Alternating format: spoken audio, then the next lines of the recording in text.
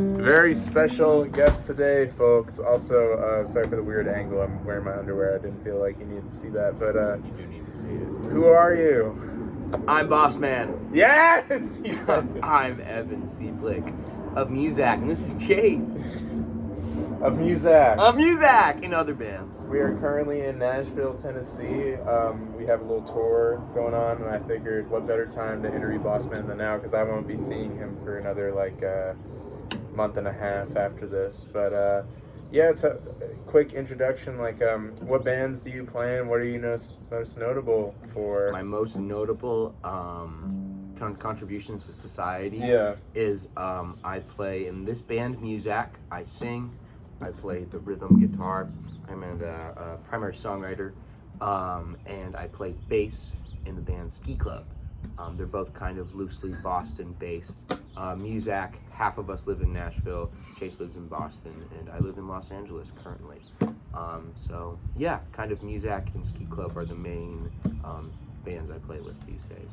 So the way I start these is I like to go back. So I know you're from Walpole, right, Massachusetts. Walpole represent. We've talked a little bit about this, but I don't fully know your musical background. I know your dad plays guitar and has a pretty cool guitar collection. But when did you start getting into playing guitar? Dude, music specifically, was guitar your first instrument? Guitar is my first instrument, and as I remember it, and I don't know if I ever told you this, might actually be funny, is I played Call of Duty. Like Call of Duty Zombies. I love Call of Duty Zombies. Me too. Black Ops. Blobs. Yes. Not Blobs 2. I mean, yeah, it was good. But Call of Duty Black Ops. And Call of Duty Black Ops, original Zombies, there was a soundtrack. And you were random songs, but it was metal. It was just sort of Avenged metal. Sevenfold. It was a bunch of Avenged Sevenfold. There was some other kind of slightly Avenged Sevenfold adjacent bands.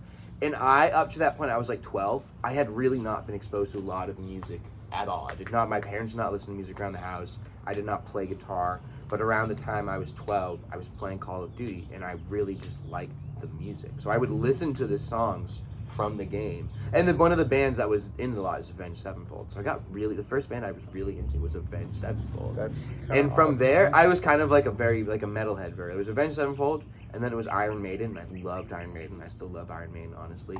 And then I was super into thrash. Big Four, Megadeth for life. Dave Mustaine's kind of crazy now. But I loved him. So my first kind of introductions to, my dad liked Led Zeppelin, and he was a classic rock guy, and he still is or whatever, has some guitars around the house. But my first I want to play guitar was definitely I want to shred the Tornado of Soul solo, or I want to shred Iron Maiden, the Hallowed Be Thy Name, guitar mini parts. So I was definitely kind of a metal head early on, not super deep or whatever, but my first guitar, what made me want to play guitar was definitely whoever I fit, Steve Morrison, whoever one of the lead guitarists from fucking Iron Maiden is. So yeah, I was fuck. B or Hornet, something like that. Yeah. But so metal was your first. Metal's my very early inspiration for the guitar. And then, did you take lessons or? Yeah, man. I had a local guy, pretty typical local. I had a friend who played guitar, who could play some Metallica riffs. I went over his house and he could play Master of Puppets and stuff. And I was yo, dude. And he had an Explorer style. He had a whatever LTD or what ESP Explorer one with the bolt-on neck, but the neck is still painted. And I was whoa, man, who's your guitar teacher? And he was it's this guy down the street, Steve Marchena, who's a great guitar player. And he really is. I've kept sort of in touch with him and checking him. He's a great musician, so I had a very good, and he was a ex-Berkeley dude. Pretty good kind of multi-stylistic, guitar, could play classical with good facility, taught me a bunch of rock riffs, knew his scales and modes and all that shit, and could play a little bit of slide and stuff. So he was kind of the local guitar teacher guy who was of a high quality of player. And it was at a music store in my hometown, Walpole Music, and right next to Walpole Music, connected to it, was Musto's Barbershop, where I always got, I'm saying this for a reason, was where I got my haircut as a kid. I would just get wiffle buzz cuts my whole life as a child. I would go to Musto's next to the music shop, and then I started taking guitar lessons there, and then they both burned down. Wow. They burned down in a freak fire. There was a candle, the building was not really up to fire code. A candle got, lit a curtain on fire, and they both burned down.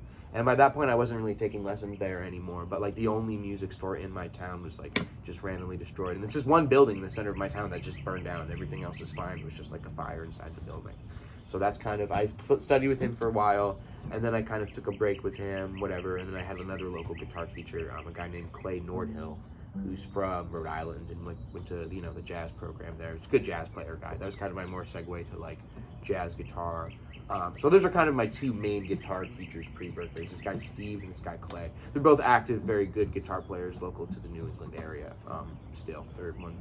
Steve is probably in his 50s. Clay is probably in his 30s. So Yeah. those were kind of my first. I had like two guitar teachers before college. And so then after that, you very quickly, we have a similar commonality. The first band we played in, we played drums. Yes, man. And so I Oh wanted to wow, ask that's you so about funny. Because Yeah, I man. joined the band when Wow. I was, I got a haircut when I was 15, and then like pretty soon after joined the band on drums, which is my least proficient instrument. But yeah, Same so here. tell me Same here. about your first Yeah. band, because you guys got some mileage. Dude, oh man, if you know the Gories? Yeah. Yeah, dude. So okay, so I played in this band in high school called the Laces. We were a trio surf punk outliers. My friend Owen, who's a very talented musician, guitar player, producer. He was a very big influence on my early musical career. He was really into some people I'll probably get into earlier. Some names like Ty Segall, the OCs. I'm not gonna say his last name, but J.R. word. I don't know what I'm trying to say, man. I'm not gonna say it. But Mr. J, Mr. J.R. So there's a lot of garage rock, like Tascam Recorder. Like he was super into that kind of surf punk thing, like Burger Records and all that sort of like stuff that was from kind of like the Santa Monica area of California in like the early 2000s and stuff. So we were in a surf punk band together. He played guitar and he sang. He wrote most of the songs. He's a left-handed guitar player. Our friend Brianna played bass. And I played drums, and drums was not my instrument at all. I had like played guitar up to that point, but he wanted me to be in the band, and he only really wanted one guitar player, and he needed a drummer, so that's what I played. But yeah, we have one album out on streaming. If you look up the Laces on streaming, you'll probably find it. Or actually, I don't even know. I can't remember. I'll have to be totally honest. I can't remember like the trigger song. The Laces Get Out of My Face. Actually, if you want to hear this, if you look up the Laces Get Out of My Face, it will come up. It's going to be a very dingy white album cover. No one's going to look this up, but just in case you do, look up that. And we played around a little bit. We kind of played some very funny gigs in high school. We played Midway Cafe. We played some YMCAs. We played a few garage shows. But the big show was... the big one, we played the show at the Dorchester Art Project, which I believe is still a thing in Dorchester. I don't know if they still do shows there. And we were very big garage rock. And if you like garage rock, there's a sort of the garage rock revival of like the 90s, early 2000s. There's a sort of famous like underground band of that time called the Gories, who were just legendary and already. They put like one album and never really got famous. It kind of got rediscovered later, but they're just like a great like garage band. They had a couple kind of like minor hits at the time. And we loved the Gories. We loved the Gories to death. They were like our like idols. And we played a show at the Dorchester Art Project, and this guy came up to us after the set, and he literally asked us, "Do you want to open up for the Gories?" And we all thought I think we were all like, what? Like, you're joking. Like, very seriously, you're joking to the extent of like, fuck you, like, fuck off. Why are you making the show? And he's like, no, the Gories are playing at Brighton Music Hall. I'm looking for an opener. And it's probably one of the only like organic, like some guy was looking for local talent, came to a show and came up to us and was like, will you open for this band that I think I've ever had in my life? And we were like, fuck yeah. So we opened up for the Gories. We were all pretty drunk. I don't remember it being like our greatest set ever, but it was pretty rock. But it was definitely my first like meeting a sort of, and they're just like, they all have normal lives. They never got like rich off of music. They just kind of had like a sort of revival career since, internet popularity in the past like 10 years. The album's probably like 20 to 30 years older. Their band was probably active 20 or 30 years ago. So that was, we opened up for them, and we didn't do a ton of stuff after that. We were kind of like a high school band and sort of like fizzled out after that. But you can still find the Laces up. And yeah, that was kind of my first like opening up for anyone sort of prominent. And I don't have like a ton of stories of that from my youth. I was not like a crazy like player kid, but it was just like a super random event. Yeah, it was like, holy shit, whoa, the Gories, dude, we love the Gories. So it was fun. They were great, and they were super nice. We got to meet them in the back room and be like, you guys are our heroes, and they were like cool kids. So yeah, you kind of had a funny musical childhood in that sense. And then we also both shared the fact that we both went to at like a very pivotal moment in high school, we both went to a Berkeley summer camp. Now this is a crazy coincidence. What? You went to Berkeley summer camp with a particular band that we had toured with. I'm sorry, guys. I am the oldest Makeout Palace fan you fucking know. I am the oldest Makeout Palace fan you fucking know. And Evan was there for the formation. I wasn't there, like, at the Berkeley practice. If you know the lore, like, they started at the Berkeley 5-week 2019 program. They recorded their first album, like, you know, remotely. I was not friends with them. I was not particularly close. I was not there at the first legendary Makeout Palace show in the practice room, but I was aware of them. I loved their music. I thought they were so cool. I followed them ever since. So since their conception, sorry guys, I have to claim that I am the oldest Makeout Palace. We did tour with them on their 5-year anniversary. We did tour with them on their dude. 5-year anniversary. But yes, that was my. I went to a Berkeley program in that summer. It was the first time I was around like any sort of like musicians my age who were like really good players, so it was definitely like a, you know, sort of reality check experience for a young musician. But one of my big takeaways from that is I have a friend named Gabe West. I met him. Gabe West, if you're interested in listening to good music, look up Moth's Frog on the internet. Moth's Frog on the internet. I'm sorry I'm shouting out random bands in this interview. But I met a good friend there named Gabe West who lives in Montreal. He's in a wonderful band with some wonderful people. And I was witness the conception of Makeout Palace, and I've watched them very closely ever since, and I'm very fortunate to call them good friends. We played some shows out. We're going to be playing some shows out this summer, and I love every one of them, and I love their music, dude. So, yeah. Yeah, It was a movie. It was I did not do the 5-week. I almost did. I did the 1 week. That would have been crazy if you were there, too. That would have been so funny. Oh, my God. But it's funny how I bring this up just because it's funny how you and I both have kind of been in a similar orbit for like way longer than we sort of have known, because there's people that we went to summer camps with or people that we played gigs with that knew both of us, but we didn't meet until we got to Boston. But I definitely had a similar experience at the 1 week camp. One of the first people I interacted with was who lives in Nashville now, George Collins. Right. And we talked in the hallway, and I heard him play. I was like, "Oh, this kid's pretty good." And then you know, like some other people, Jake Baines. I remember meeting him.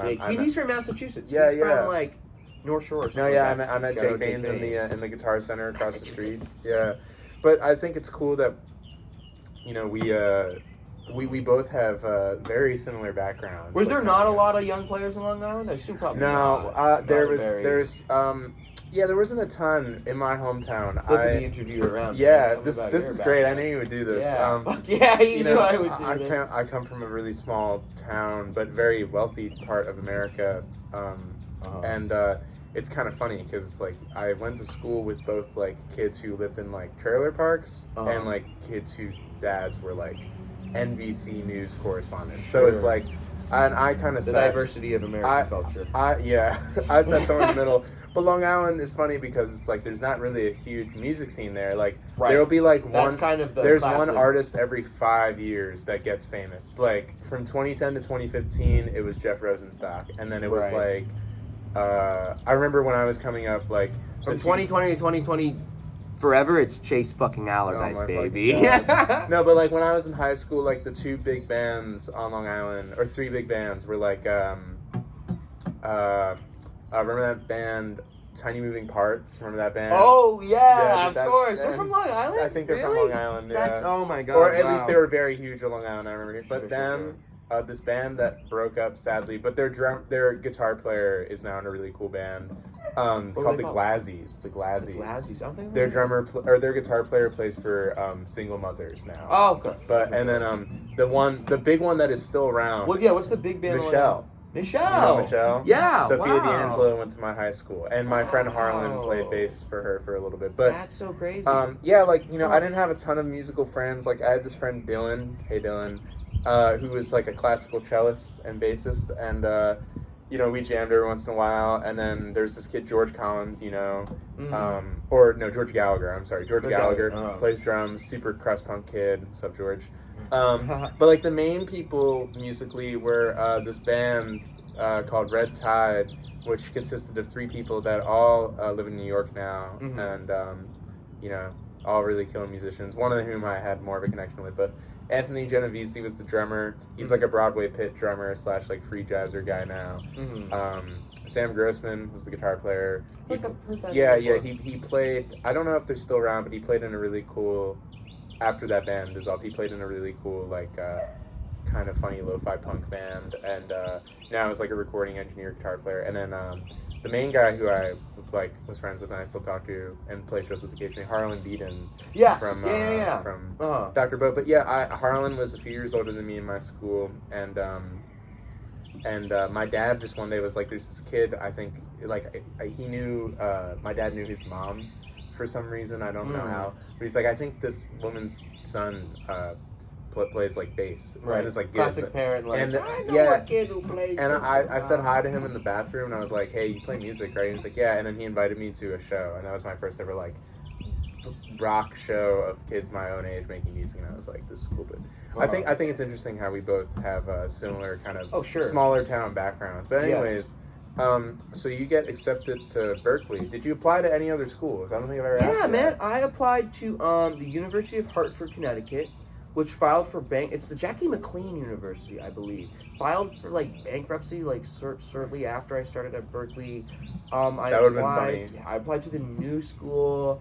I applied to Temple. Yeah, I applied to Temple. I didn't apply to the other school. There's there's the art school in Philly or whatever. It's called like Arts College. I applied to URI, and I think there was one more, UVM. Yeah. I think that's it. But so you went to Berkeley. And why did you decide to go? Is that the only one you got into, or? I got into a couple. It was actually kind of funny. It ended up being one of the sort of like better deals. It was like local for me.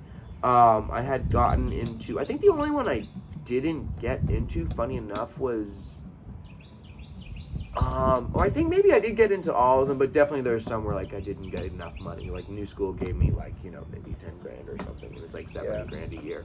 So you decided to go to Berkeley. So I go to Berkeley. In the middle of COVID. So yes, in the middle of COVID. I was right before it. I was right before it. I was November of 2019. So you did you go on campus? Yes. At first, you were on campus. Okay. No, for school? Yeah, for school. No. I was living from home when I was driving when school started. Okay. But you were going to classes on campus. No. When I started, it was 2020. Like I auditioned in 2019. Oh, okay. Got in for fall 2020, and then obviously COVID hit in the beginning of 2020, and I just went to Berkeley in the fall of 2020. And I'm from Massachusetts, and I grew up 40 minutes from Boston, so I just drove into school. And I didn't have any in-person classes for my first whole year at all. Online. Yeah, just online. And so I just kind of would drive into Boston when I needed to, and I drove into Boston when people kind of came to Berkeley for that like first hybrid semester.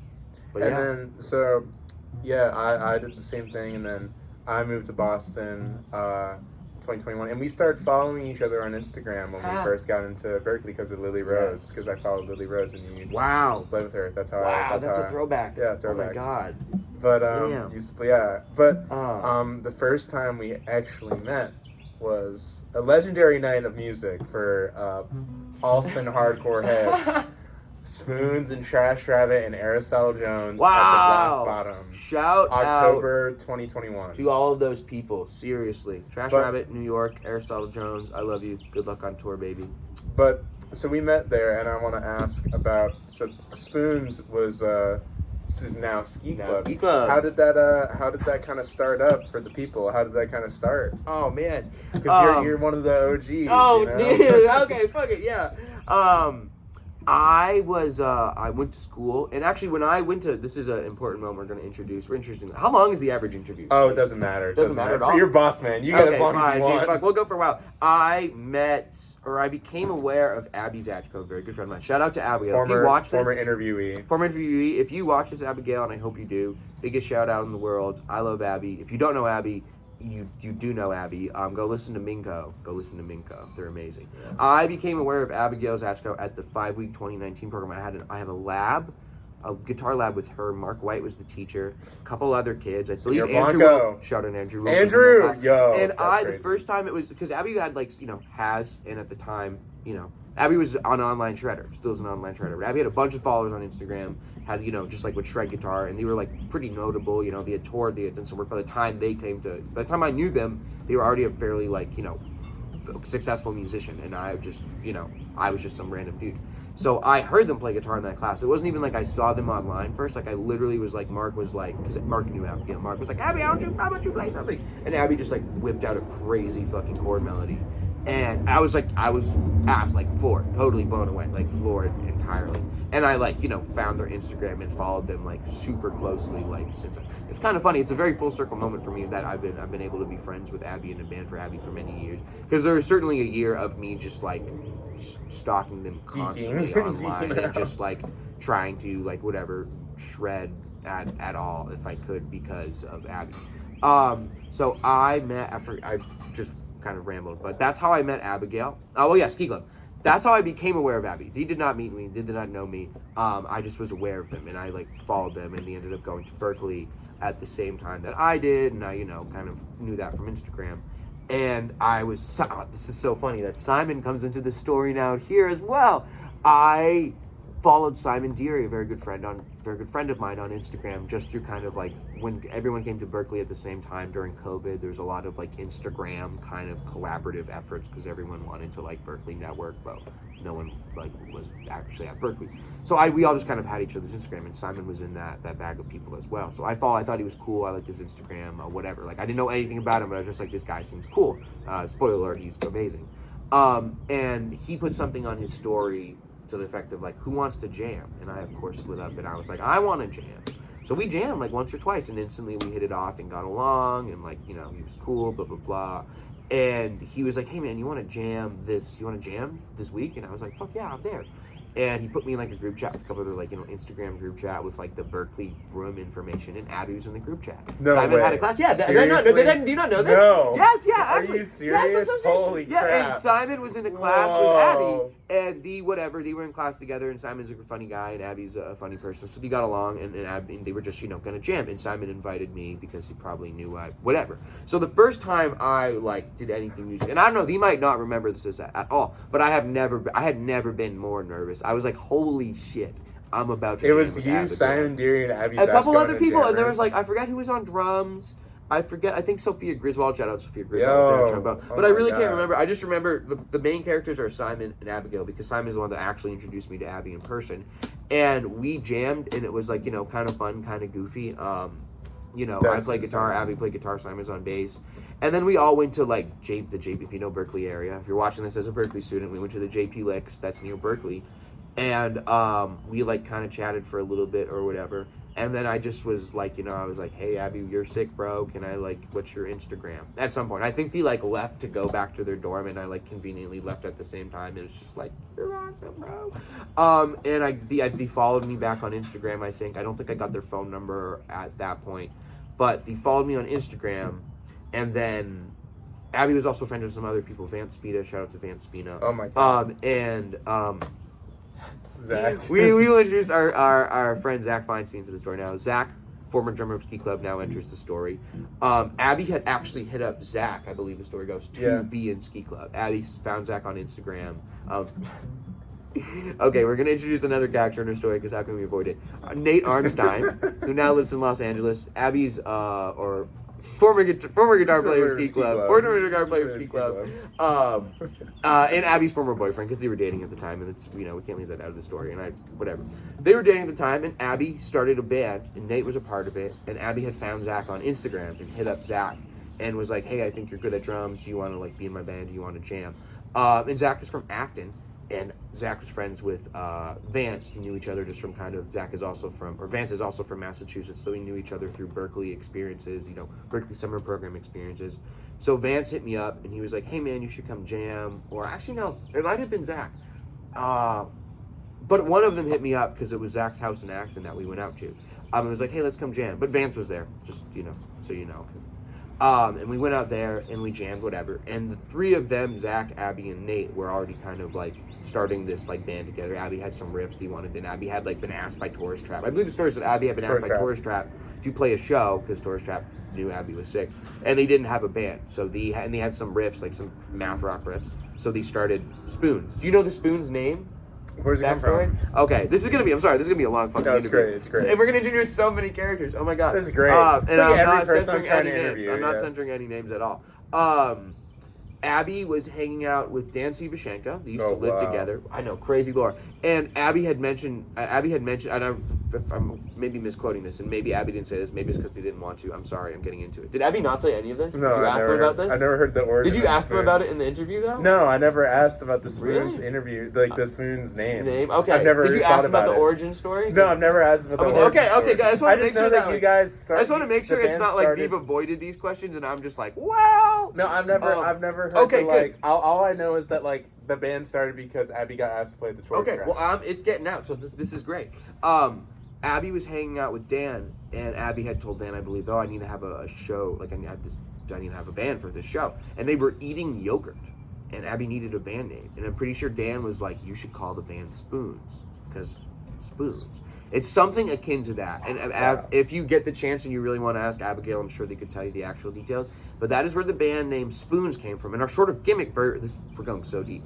We were called Spoons. We had a bunch of instrumental songs, and they were all named after kitchen utensils. There was like fork, there was butter knife, mason jar, and we had like 4 or 5 songs for our first show, and I jammed with them for a little bit, and then they were like, hey, do you want to like play bass in this band? And I was like, absolutely, yeah.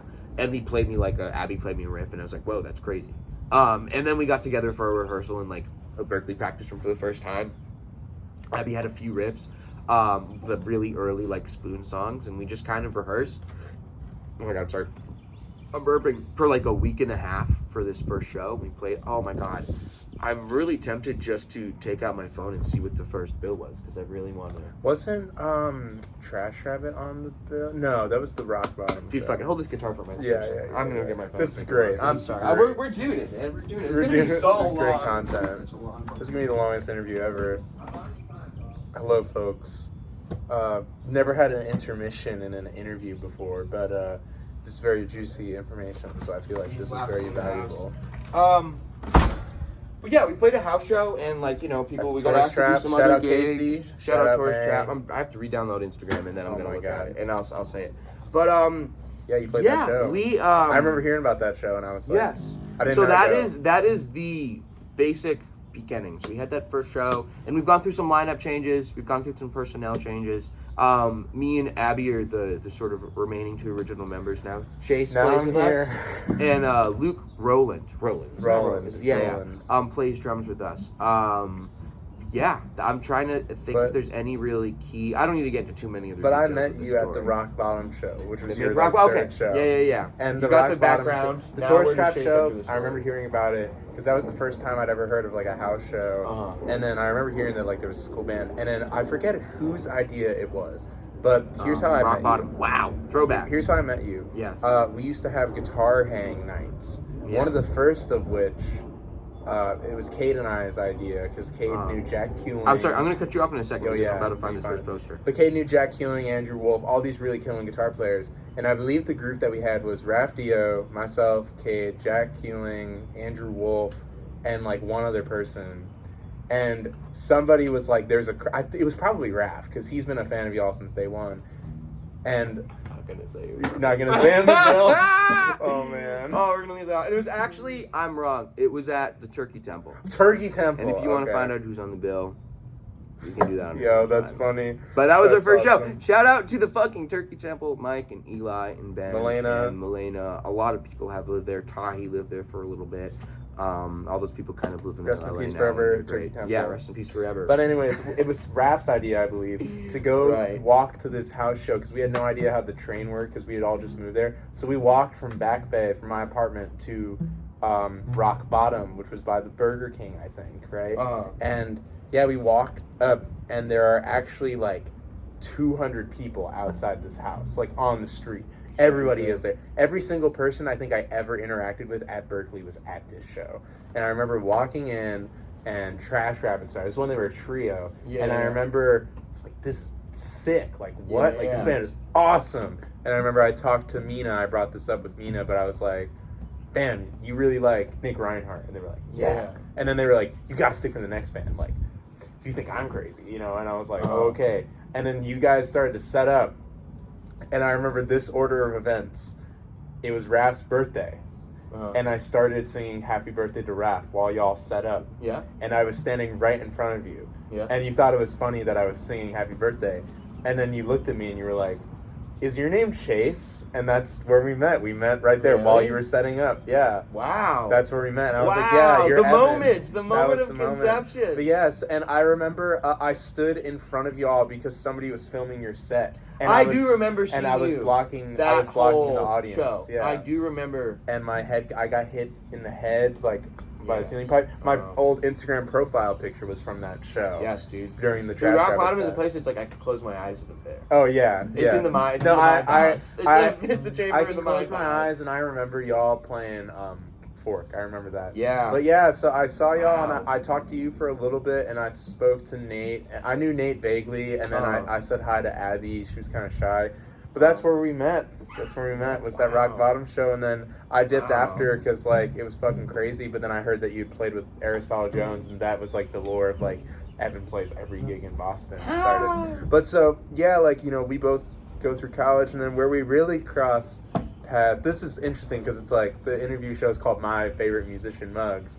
The thing is, though, you are, like, the mug. Like, there's very few people who are more of a mug to me than you. Yeah. Like, I'm not, you know, it's like, there are very few people. And we crossed paths probably like a year later, end of 2022. Yeah, end of 2022 is when we crossed paths again. You know, you were playing at the Bebop, and I would see you there, and Vance would be there, and Liam Garcia would be there. I would come in. I filmed. You asked me to fill in one time, and I did that, and then I was sort of your sub for a little bit. But the first time we ever like really hung out was you asked to jam. Yes. You asked to jam. You asked me because I was playing with Jack Monteleone and Ben Lakuda. And you asked Ben Lakuda. Simon, Ben Lakuda showed up. Simon could not show up. Shout out Herd of Bison. We love you, Ben. Forever. Ben, love you. But yeah, we hung out a little bit and I was like, that guy's cool. And then you were like, you want to join a band? And I was like, I had never, like, Foxy Grandpa, I'm trying to think. Yeah, Foxy Grandpa was like a year old at that point, but like we had maybe played like less than 10 shows. And it wasn't like I think we were just like starting to record. Yeah, we were like recording our first album, but it was like, things were kind of slow. And like I was playing in this cover band and like, you know, I was like, Foxy Grandpa's cool, but it's like, you know, I'm not doing as much. And then it was like, you were like, do you want to play? And I was like, I'm playing in a band with like the bass player for like one of the like hippest bands in Boston. Like, yeah, of course I'm gonna fucking join. It is like country rock. Yeah, and I was like, yes. And so yeah, like the first time we really hung out was when MUZAK started, when we had that first MUZAK rehearsal when Simon showed up. Yeah, but I wanted to ask, like, I know that some of those songs date back to high school, like Friend for Hire dates back to high school. No, like very early college. Okay. 2021, like first year of college, kind of. But some of the newer songs date back a while, and I'm just curious, what prompted you to start MUZAK? Because at this time, this was Ski Club had changed the name, and y'all were recording your EP, and y'all were really like grinding it out. You were in arguably like one of the most poppin' bands in Boston at the time. Sure. What prompted you to start another band? To like sort of start over again? I had always liked writing songs. Just like, I mean, if you've heard Ski Club, it's like a math rock band, and I play bass, and it's a very like, you know, math rock. But I just like writing songs since I had always kind of just like picked up guitar and like couple chords, couple lyrics, whatever. Dom's vacuuming in there. Yeah, shout out Dominic. Just sort of traditional songwriting stuff, and I'd had some tunes that I had written sort of like early college, getting to Berkeley, and I just wanted to play them out. And I remember you and Simon I wanted to be in a band with, and after I met Dom, I was like, I really want to be in a band with Dom. Yeah. And after I knew Foxy Grandpa as well, and you guys were super cool, and I was like, this is an awesome rhythm section. But I had really wanted to be in a band with Simon, and I just thought you were a great guitar player, and I was like, this dude seems cool. We had a lot of, at that time I could very much tell that we had like similar like connections and interests, whatever kind of orientations. I knew you were a great slide guitar player, and I was trying to start something that was like country rock adjacent, and I couldn't play slide, nor would I attempt to like sing and like try and play slide or do that. So I was like, I'll just get some guy who can play. You at Berkeley at the time. I remember I distinctly wanted to be in a band with you two. I was like, Simon and Chase in a band would be fun, and I've got a couple just like easy songs. I was quite confident that if I get like a couple like, you know, dudes in a room for a little bit, like we could bang on a couple tunes. Yeah. And I think I had I think I was sort of in the situation where maybe I had booked the show before I had the band. I believe Max. You told me, yeah. Because Max Kozal, shout out Max Kozal, was at the time playing the legendary Boston-based Trophy Husband. And Ski Club and Trophy Husband had played a time or two, and Max reached out to me and he was like, "Hey man, we're working on some shows for this was probably fall of 2023 was our first show. Yeah, February 16, 2023. February 16, 2023. Winter of 2022, he had hit me up, yo, looking to book some shows for the future, Ski Club around, and I was like, yeah, we're down. But also I have this other solo band. We're called MUZAK, whatever. I don't think I sent him anything even musically related. I just we're kind of country rock.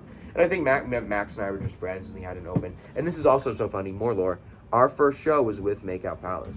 True. It was Makeout Palace. It was, I think, also very early. It was at the old Wonderland. Yeah. I'm pretty sure Shell did doors for it, too. Yes, Shell was there. Shell asked me to play on a song. Yes, Shell did doors for that. Shout out Shell, who lives in Nashville, where we are right now.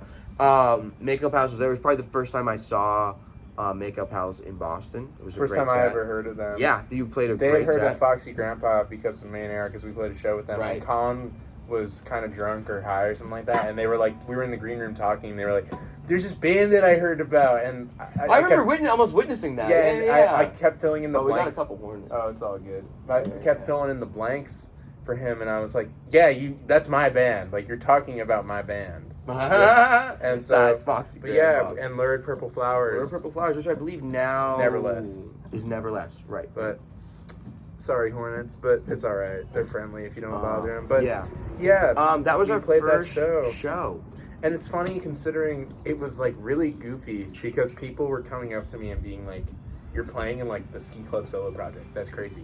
People were like, "Evan." Funny. People were like, "What?" Yeah, I remember. Really? Yeah, people were like, "Evan from Ski Club solo band. This is gonna be crazy." And then they heard it and they were like, "What?" Everybody, I remember Matt came to the show. I had played him Fuck Elvis. He thought it was gonna be I played him rock. Fuck Elvis, but I was like, it's kind of goofy. I don't think I told him exactly what it was, but he came and he was like, I did not expect that at all. It's what? not math. Yeah, it's not math. But I think it's crazy that this band has gone as far as it. We're in Nashville playing a mini tour. Most people's solo bands kind of fade out, and I think it's really cool that you have stuck with it. It's my only outlet for so long. And one thing I wanted to ask you about is you probably have the biggest work ethic I've ever seen in my life. That's not true. I think it's true. That's not true. I think you have in terms of getting a gig, you know how to get a gig. That may be true. That may be true. But you know how to get a gig. Do I know how to keep a gig always? No, but I do know how to get it. And I'm just curious, where does that come from? And also, your persistence to keep things going. MUZAK, we could have easily just played a few shows and then not done anything after we graduated. Same thing with Ski Club. It's both bands are going and they're not planning to stop anytime soon. You know. Exactly. I'm just curious where that persistence comes from. Where do you think it comes from, and how do you develop it? That's a really good question.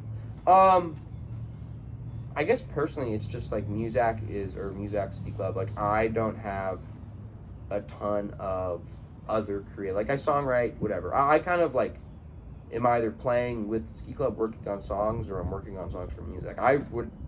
No, it's all good. When I record music, I really only like to if I have to record it, I only really want to record it on a tape recorder, which kind of limits me. I don't really it's very hard for me to open up a laptop. One, I'm not the best at it, but two, I just don't enjoy the experience. So I'm kind of in currently right now where I'm living, I don't have a space to record. So I've sort of set myself up in a way where I guess the only way I can I don't know if it's a good or bad thing, but the main two ways for me to get things out are either through this band or that band. I can't just start a. I mean, I could, but I don't just open up a session. Yeah, a session on my laptop. Yeah, so I just it's if I want to make music and release creative energy, which as as a musician, artist, whatever I do, it's it has to be here with these people. One, I also want to because I love playing with you guys. Yeah. But it's I haven't really given myself, whether by choice or not by choice, another this is it for me effectively, in a sense. I do some work, I have some other playing gigs, but it's if I want to release my creative energies, it's I can play by myself or I can play with my bands. I don't really I haven't really given, or I can like improvise or whatever. But as far as like making like something that is like an art that you can like share, it's kind of like I have these 2 projects as of right now, and it's good. I'm happy with them. Currently where I'm living, I'm kind of like doing other stuff, and it's just like it's a great group of people as well. Like I think to like have more other like just other projects where I'd have to be at like a sort of like creative head or like just like navigate other group dynamics would be like so like difficult. It's like we're like on the road, but we're living at our friend's house for a couple days, so we have to get along and enjoy each other pretty well. It's just hard for me. I'm sure I could, but it's hard for me to imagine like having another kind of group dynamic with other people that like works as well for us as like friends and musicians. Like we all get along very well and we enjoy the music that we make together. So all in all, it's kind of like one, it's nice to like be able to play these songs, but ingrained into that is like the social experience of like seeing people that I care about, which is like part of, hopefully becomes part of the music in a sense. It's like if you love, can feel it. Yeah, if you love the people you play with, if you love spending time with them, that hopefully like affects the performance and the composition and like the nature of like why you guys are to play together. And I'm, at least in my own experience, like I love the people in this band, I love the people in Ski Club, and when we come together, it's obviously like music, but there's very much like a social aspect of like we're friends and we care about each other. We want to like be in a space together and like share like everything. So I've yet to find another group outside of my current one where I feel, and we have a couple other bands that we've mentioned throughout this that are very much like, I feel like we share similar like creative aspirations, and we like to play together because like when we make music together, like on the same bill on the same night, it's very towards like a similar end, which is to like have a good time and celebrate something and share something that we think is like an interesting idea, and like inspire people to move or dance or like have a good night or like do whatever or like write their own song.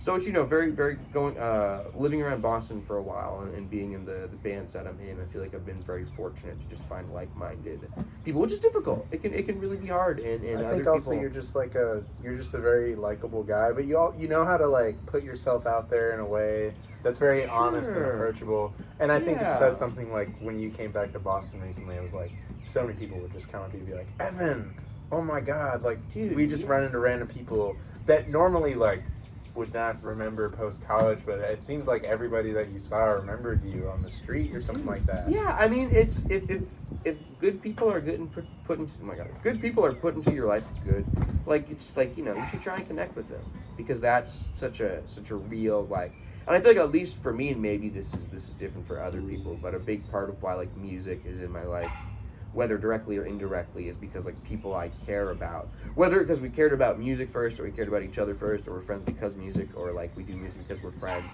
It's like the feedback loop is there, and it's like I love making music with these people, and I love seeing them, and it's a very like inseparable mixture. At the end of the day, hopefully results in like a better like artistic product and like a happier life and like something to like share with other people. So yeah, no, I think as a person, I definitely value like the connections that are Yeah, living in Boston, I mean, I was fortunate to meet like a lot of wonderful people. Like it's a great city. It's the city where I'm from, so I'm glad that there's a lot of wonderful people there now.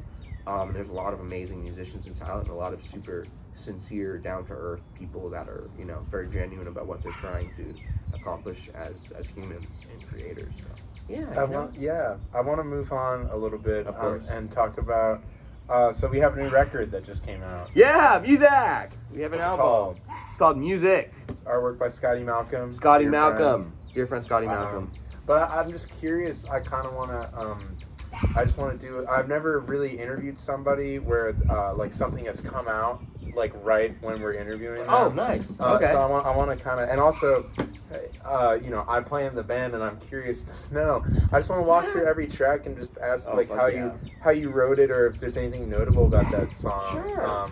So Who Hurt You? That's the first one. It's the oldest song I believe that we've been playing. We played that at our first show. And we really? Wow, yes, we played our first show. And that was like a new one for me at our first show. And we didn't play it for a while after that. We played it that one time, and then maybe a year went by. And I think when Dom subbed for Ben that first time, he was like, we should play can we play this song? Yeah. And we brought it back. So What's your memory of writing that one? Like, is there anything notable? I wrote What's that a in a notable thing? class. I wrote that in a class at Berkeley. It was not like it was not like a songwriting class. Like I was in class and I was supposed to do something else, and it just was sort of like I had a class right above the old Guitar Center. So I remember that day I had played maybe just like that sort of whatever open chord. It was in like just open C, like just I didn't capo the first fret yet. So I was just playing a C, and I had just like the finger pattern in like the basic motion. So I think I played that a couple times that morning, and I had like recorded it and like hummed a little thing. And I kind of was just working on it throughout the day. Like I remember throughout that class a couple times, I would go down to the bathroom, and we'd take like a break in the middle of the class. It was like 2 hours or something. And I would go down to that Guitar Center, and I was just like, there was a little like Squire Jaguar there that I liked playing. So I was kind of just like working on that throughout the day there. And then I had another class, and I like worked on another part of work. I remember actually I ran into Nathaniel while I was writing. Nathaniel Barron? Yeah, Wow. super funny. I was like in the middle of like just writing it and like getting through the words and stuff, just sitting in like I think that 1140 like lobby space. So I think I just like the song began at the beginning of the day, and it was finished by the done, end, and yeah. I wrote it throughout like the day, and I just kind of had the chords and the melody, and I think it was sort of like it came out. I don't think I had one first. It was just kind of like had the chords in my head, and then lyrics formed throughout the day. Yeah, and like, what's that song? I mean, the title, "Who Are You?" obviously, but like, what's that song about? Dude, for you? I love a good divorce song. In my mind, it's a divorce song in a lot of ways, and divorce like marriage, but also like divorcing yourself from something and divorcing yourself from idea. Divorce as a concept, really. Which sounds super, but just because like I'm not the best storyline songwriter. So to me, like if I write a song and then after a while it takes on, and yeah, it's like abstract, but like not like it's simple. But to me, it's like the meaning is it develops to yourself. So as I've played that song more, as I've gotten older, it's definitely like a song about like growing through like separation or growing like away from people, like having to grow through isolation of yourself through like from the world or what you knew, or like from a relationship or something. So it's sort of like a divorce. Country music is it's finding the simplest way to say the most profound thing. Yeah, it's just like a classic, like growing, like lost, like a lost something sort of a song. Next is I believe it's French Film, or is it Mom? That one's pretty the chorus at least. Yeah, and actually shout out, me and my girlfriend, my lovely girlfriend Sophie, we went on a little trip up to Maine, like summer of 2023, and we stayed on this really little beautiful like house on a lake, and we got there super late. We got there at like 3 o'clock in the morning. We had I had played a gig, and we left at like 11 o'clock, and it was like a 4-hour drive. We like couldn't find the place when we got there. It was like super weird. We thought we had been like scammed. We were in Maine like 3 o'clock in the morning. We finally found the place, and we just stayed up till like 6 a.m. I think she went to bed at like 6 a.m. or something, and I stayed down there. And I just started work. I had the little like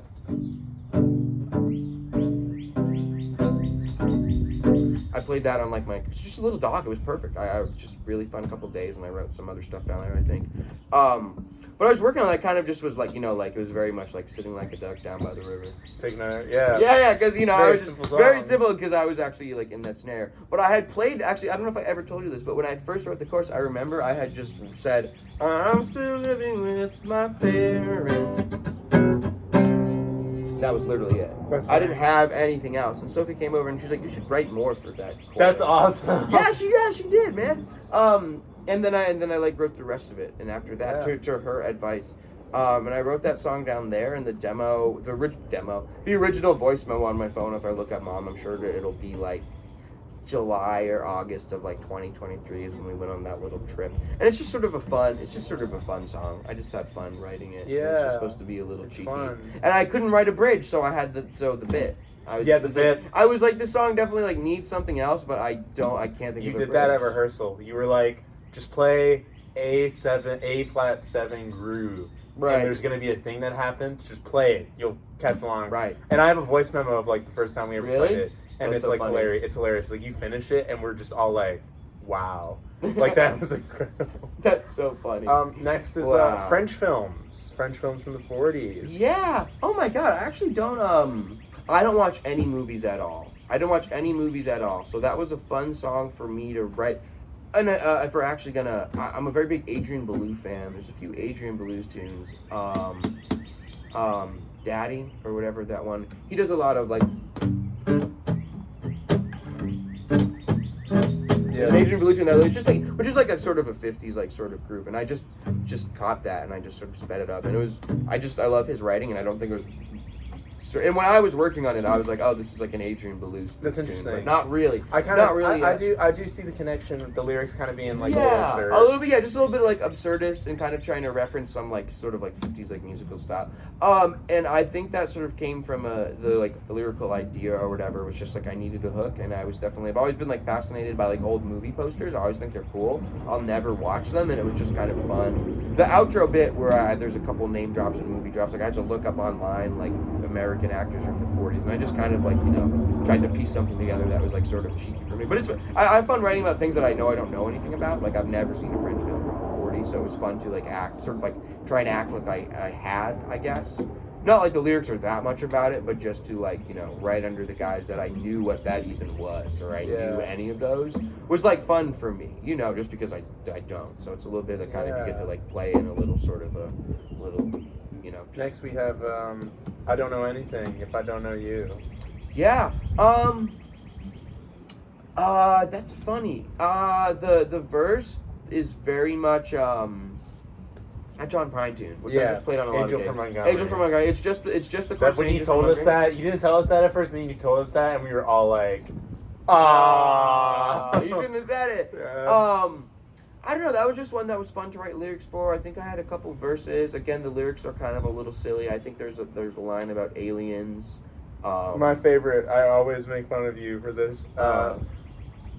Fantastic colors, elderly mothers have one thing in common. You don't tell us what it is. That song is a little bit inspired by the psychedelic experience. Yeah. So do with that what you will, and you might experience some fantastic colors, and old people faces might look crazy to you when you're tripping balls.